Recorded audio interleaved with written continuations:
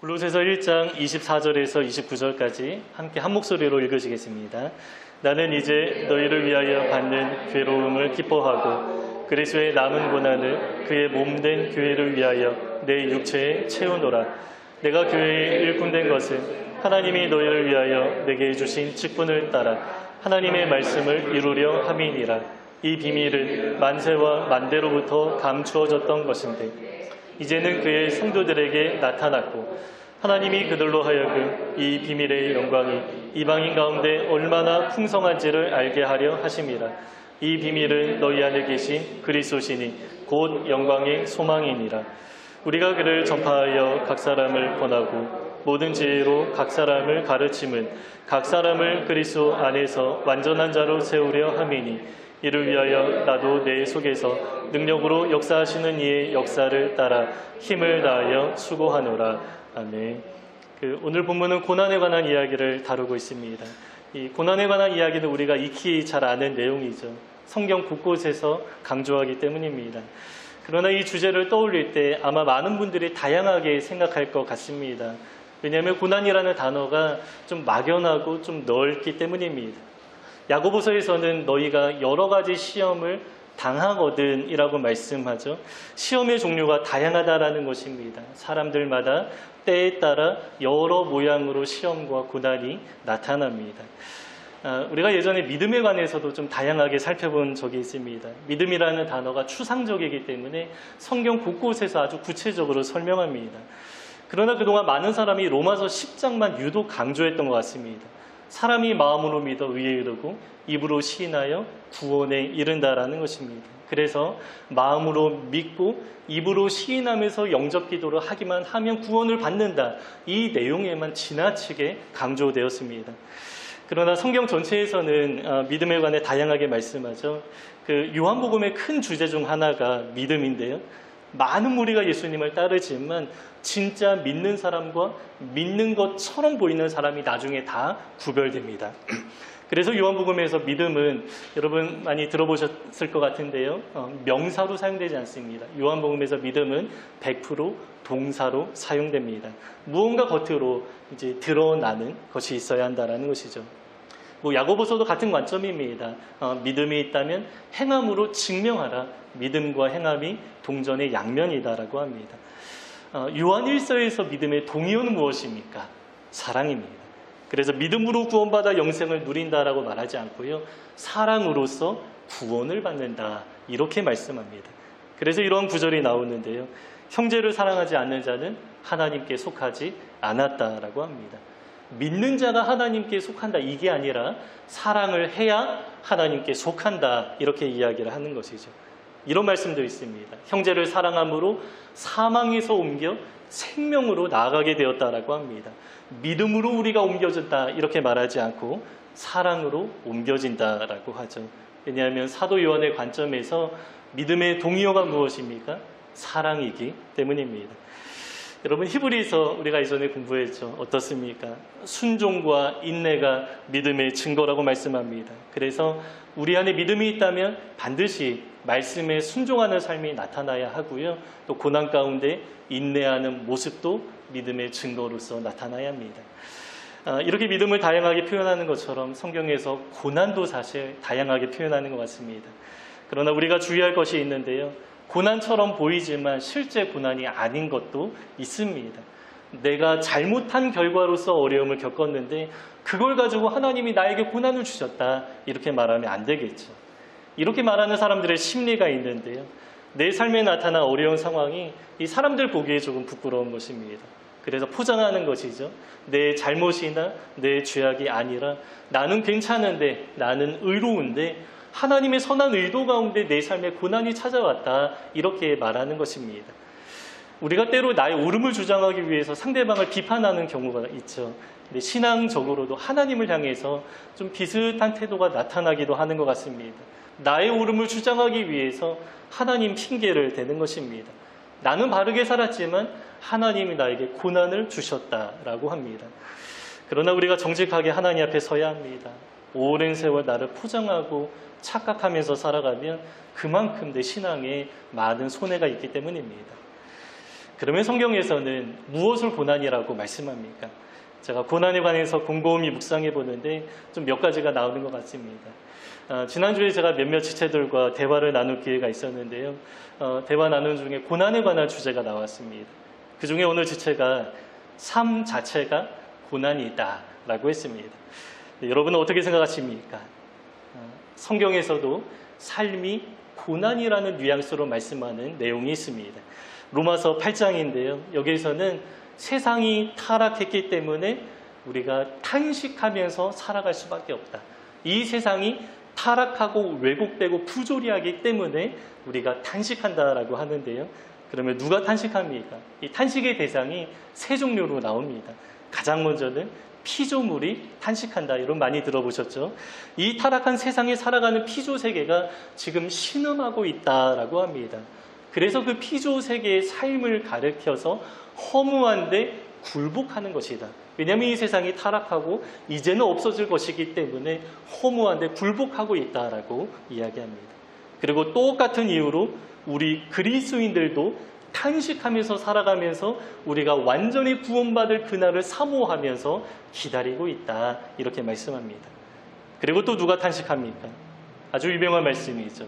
성령님이 말할 수 없는 탄식으로 우리를 위해 친히 간구하신다라고 말씀합니다.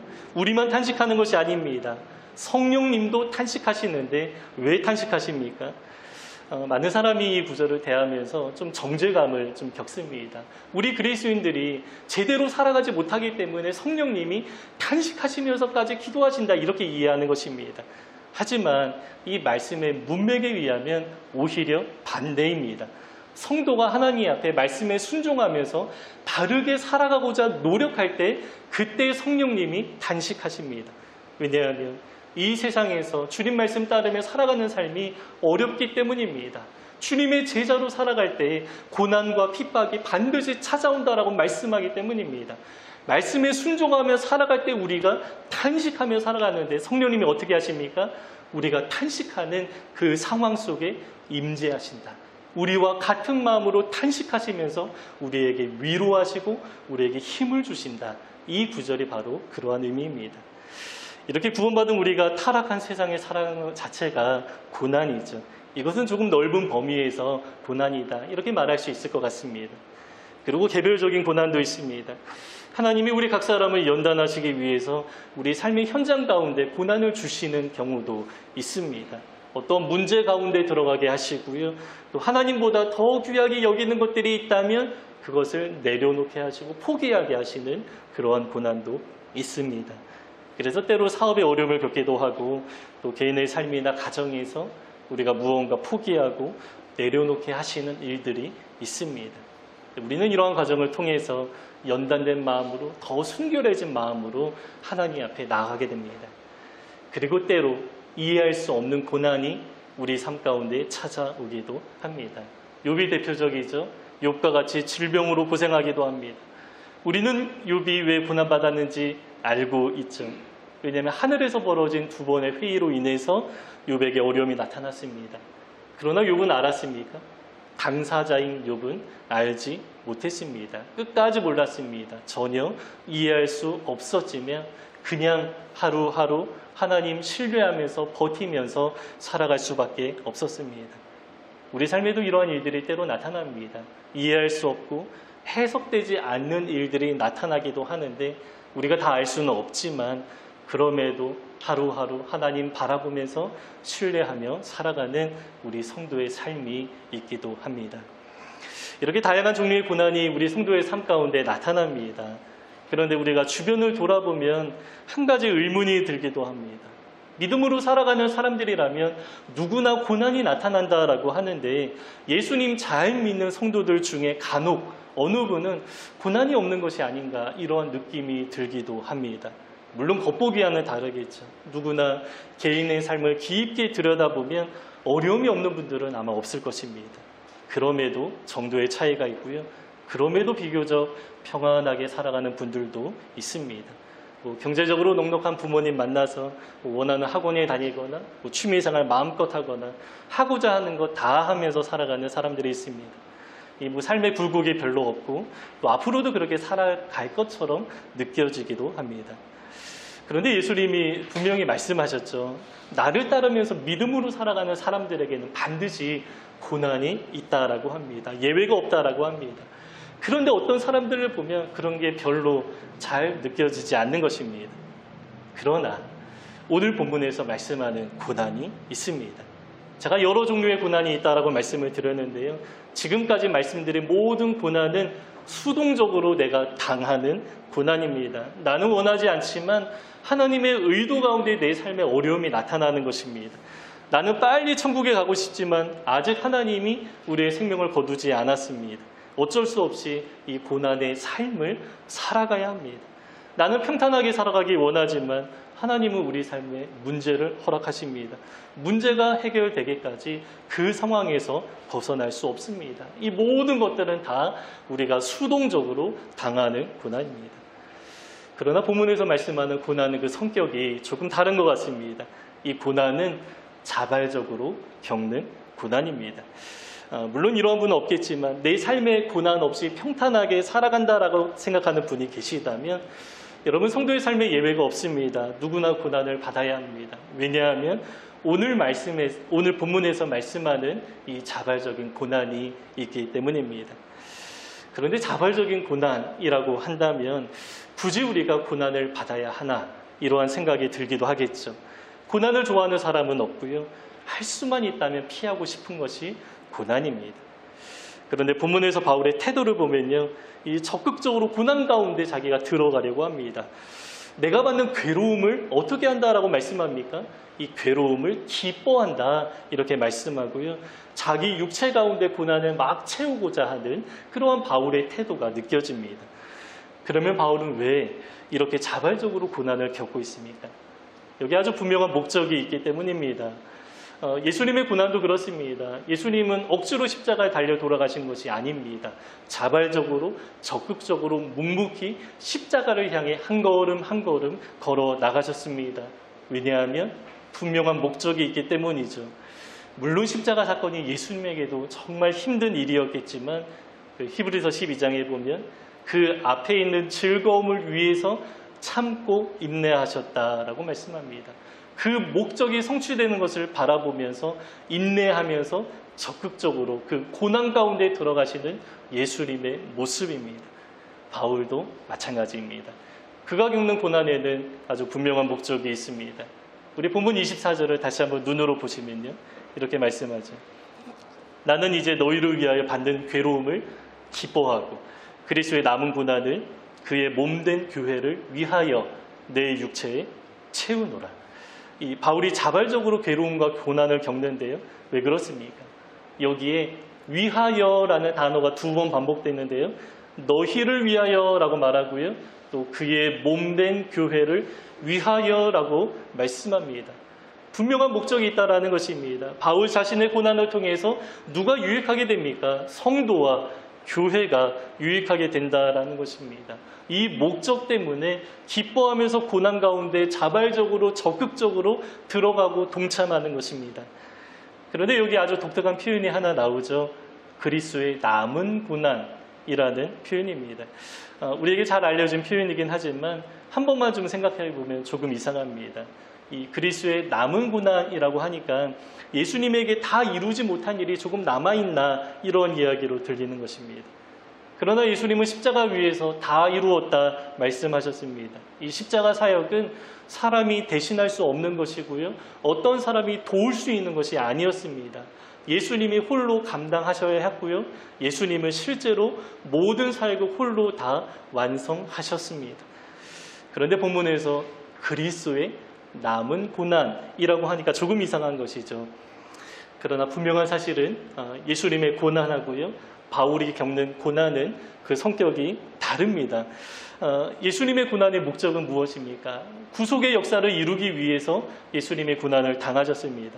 그런데 바울이 겪는 고난은 이 구속의 역사를 이루는 이러한 일이 아니죠. 종류가 다릅니다. 바울은 성도를 위해서, 교회를 위해서 겪는 고난입니다. 그래서 그 목적이 다르고요, 내용도 다 다릅니다. 그런데 본문에서 굳이 그리스도의 남은 고난이라고 표현한 이유가 무엇입니까? 이것은 사실 바울의 생각이라기보다 예수님의 생각이었습니다. 바울은 과거에 예수 믿는 자들을 핍박하기 위해서 다메섹으로 가는 길에 부활의 주님을 만나게 되었습니다. 그때 큰 빛이 두르고요, 하늘에서 육성이 들리게 되었는데 이렇게 말씀하죠. 사울아 사울아 내가 어찌하여 나를 핍박하느냐. 그런데 바울은 예수님 핍박했습니까? 아닙니다. 바울이 왜 예수님 핍박합니까? 예수님은 이미 죽고 사라진 존재입니다. 핍박할 이유도 없고요. 그 대상이 사라졌기 때문에 핍박하지도 못합니다. 그래서 바울이 핍박하는 그 대상은 예수님이 아닙니다. 예수 믿는 사람들입니다. 그런데 예수님은 어떻게 말씀합니까? 왜 나를 핍박하느냐 이렇게 말씀하죠. 여기서 예수님은 성도가 당하는 고난을 누구의 고난으로 인식하는 것입니까? 자신의 고난으로 이해하는 것입니다. 그래서 주님은 고난 가운데 있는 성도를 자신과 동일시 하십니다. 이러한 내용은 마태복음 25장에도 나와 있습니다. 예수님이 말씀하셨는데요. 지극히 작은 자 하나에게 한 것이 곧 나에게 한 것이다 라고 말씀하시죠. 이 말씀은 세상에서 어렵게 사는 사람들에게 복지 혜택을 잘 주어야 한다 이러한 이야기가 아닙니다.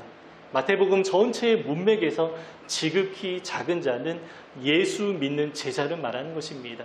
예수 믿다가 고난과 핍박 가운데 살아가는 형제들에게, 성도들에게 이렇게 돌보라 이러한 말씀이죠. 그래서 이처럼 예수님은 이 고난 중에 있는 성도와 자신을 동일시하는 것입니다. 그래서 본문에서 바울은 아주 적극적으로 자기의 믿음을 표현하는데요. 예수님이 고난 가운데 있는 나와 함께 하시기 때문에 내가 겪는 고난이 어떤 고난이다라고 말합니까? 그리스도의 남은 고난이다. 예수님의 고난입니다라고 아주 적극적으로 믿음으로 표현하는 것입니다. 그러니까 바울은 지금 자기 삶에 예수님이 함께 계시다라고 확신합니다. 왜냐하면 고난 가운데 있기 때문입니다. 참 역설적인 이야기죠. 사람들은 예수님이 우리와 함께 하심으로 그 증거로서 평탄한 삶을 살아간다. 내 삶이 평탄하면 예수님이 나와 함께 하시는 증거다라고 말하는 사람들이 참 많이 있습니다. 근데 본문에서 바울은 반대로 이야기하는 것입니다. 내가 고난 가운데 있기 때문에 예수님이 나와 함께 하십니다. 여러분, 성경에서 고난이라는 주제가 나올 때마다 늘 함께 나오는 내용이 있습니다. 그것이 바로 성령님의 약속입니다. 요한복음 14장부터 16장까지 예수님이 고난에 관해서 집중적으로 말씀하는 내용입니다. 십자가를 지기 바로 직전에 마지막 설교를 굉장히 길게 하시는데 여기에 성도의 고난에 관한 이야기가 아주 많이 나옵니다. 그런데 여기에 두드러지는 내용이 있습니다. 바로 성령님에 관한 약속입니다. 그래서 우리가 성령님에 관해서 알고 있는 대부분의 구절이 요한복음 14장부터 16장에 집중되어 나오는 것입니다. 로마서 8장도 마찬가지인데요. 성도의 고난에 관해 이야기하는데 바로 이어서 나오는 내용이 바로 성령님에 관한 약속입니다. 그래서 우리 고난 가운데 있는 성도들에게 주님이 함께 하신다 이렇게 말씀하는 것입니다. 그래서 여러분, 우리가 주님의 임재, 주님의 함께 하심을 경험하기 원하신다면 어떻게 하면 됩니까? 자발적으로 고난 가운데 들어가시면 됩니다. 여러분, 이게 상당히 좀 부담스럽게 느껴지는 내용이죠. 그러나 알고 보면 그렇게 부담스러운 내용은 아닙니다. 지금도 많은 분이 이 고난을 겪으면서 살아가고 있습니다. 그러면 이 고난이 무엇입니까? 오늘 본문 24절에서는 바울이 성도와 교회를 위해 고난을 받고 있다라고 이야기를 하는데 그 구체적인 내용이 28절부터 나옵니다. 우리 28절을 잠깐 눈으로 보시면요. 우리가 그를 전파하여 각 사람을 권하고라고 하는데 복음을 전하는 것입니다. 모든 지혜로 각 사람을 가르침은 교회 안에서 하나님을 알아가는 과정을 말하는 것입니다. 그 궁극적인 목적이 있습니다. 각 사람을 그리스도 안에 완전한 자로 세우려 함이니, 각 사람, 한 사람도 빠짐없이 교회 안에 모든 사람을 예수 그리스도 안에 완전한 자로 세우려고 하는 것이 바울의 의도인데, 그렇게 하는 과정 속에 고난이 있다 이렇게 말하는 것입니다. 각 사람이 그리스도 안에 완전한 자로 세워지는 것을 바라보면서 바울이 힘써 수고하며 애쓰면서 살아가는데 그 삶이 바로 그리스도의 남은 고난이다 이렇게 말하는 것입니다. 그래서 우리 교회는 이 방향 따라서 나아가야 하는데, 이렇게 나아가는 과정은 그냥 자연스럽게 이루어지는 것이 아닙니다. 반드시 수고와 헌신과 고난이 필요합니다.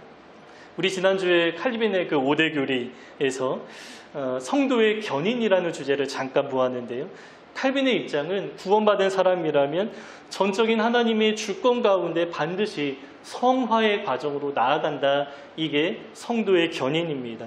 그러나 저는 그렇지 않다라고 했습니다. 성도의 견인이라는 것은 무조건적으로 나타나는 것이 아닙니다.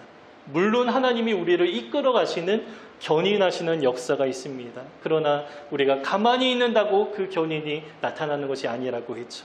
반드시 우리의 순종이 필요합니다. 우리의 수고와 헌신도 꼭 필요합니다.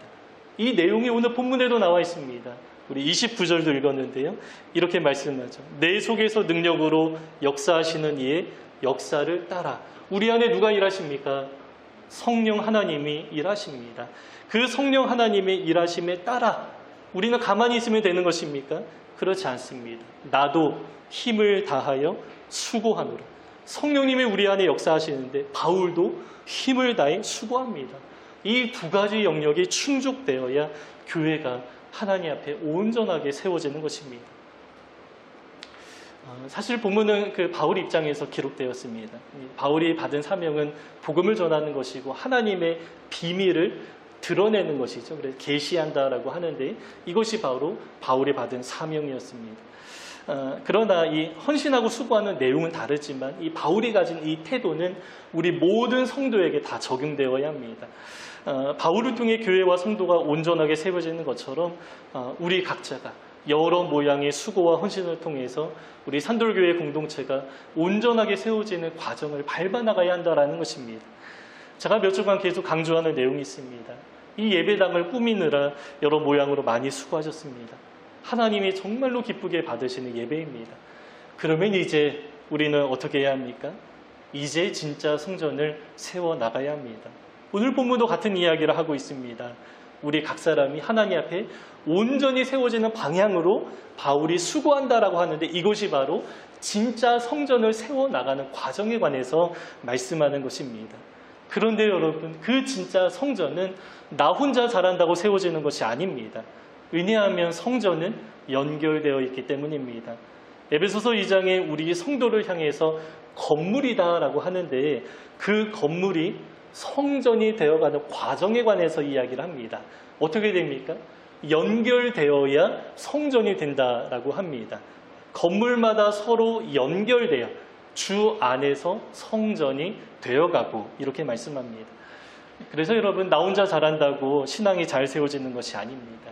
이 신앙이라는 단어가 믿을 신, 앙망하다, 이 하나님을 믿고 하나님을 앙망한다라고 하니까 이 신앙은 하나님을 향하는 것이구나 이렇게만 생각합니다. 그러나 신앙의 본질은 하나님 사랑, 그리고 또 무엇이 있습니까? 이웃 사랑이죠. 하나님을 향할 뿐만 아니라 우리 공동체를 향하는 것도 신앙의 아주 중요한 본질이고 요소입니다. 그래서 공동체 가운데 어느 한 사람만 특별히 신앙이 좋을 수가 없습니다. 나 혼자 잘한다고 하나님이 그 사람의 신앙을 인정하는 것이 아닙니다.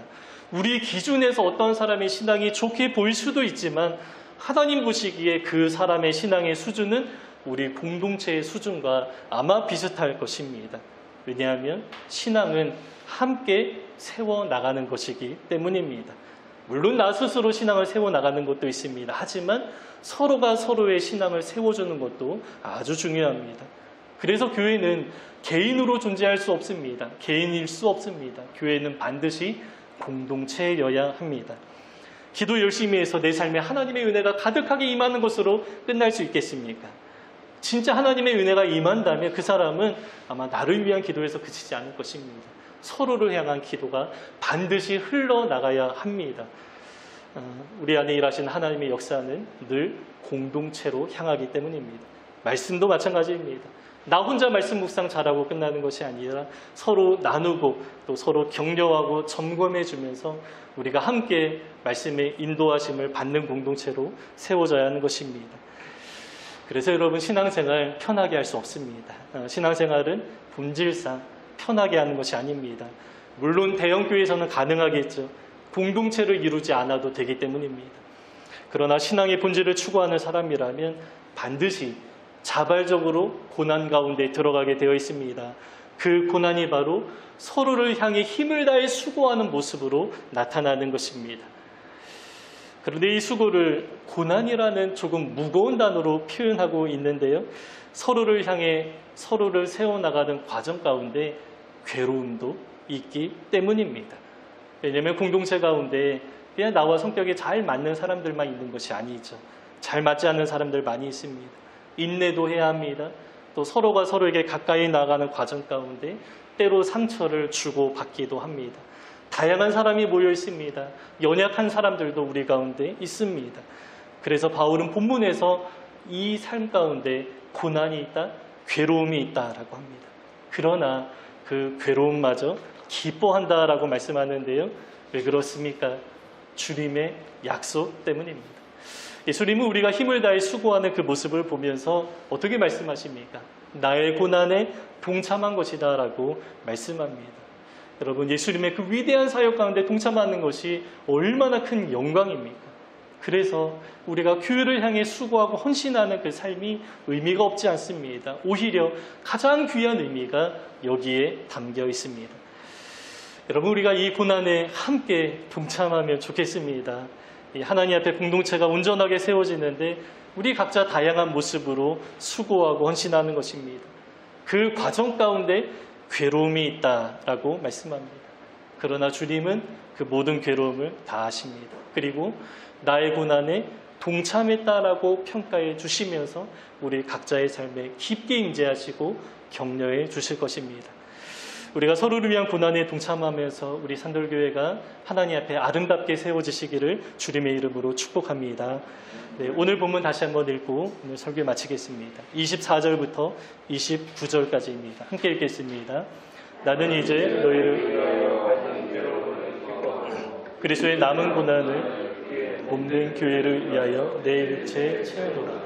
내가 교회에 일꾼된 것은 하나님이 너희를 위하여 내게 주신 직분을 따라 하나님의 말씀을 이루려 함이니라. 이 비밀은 만세와 만대로부터 감추어졌던 것인데 이제는 그의 성도들에게 나타났고 하나님이 그들로 하여금 이 비밀의 영광이 이방인 가운데 얼마나 풍성한지를 알게 하려 하심이라. 이 비밀은 너희 안에 계신 그리스도시니 곧 영광의 소망이니라. 우리가 그를 전파하여 각 사람을 권하고 모든 지혜로 각 사람을 가르치는 각 사람을 그리스도 안에서 완전한 자로 세우려 함이니 이를 위하여 나도 내 속에서 능력으로 역사하시는 이의 역사를 따라 힘을 다하여 수고하노라. 아멘.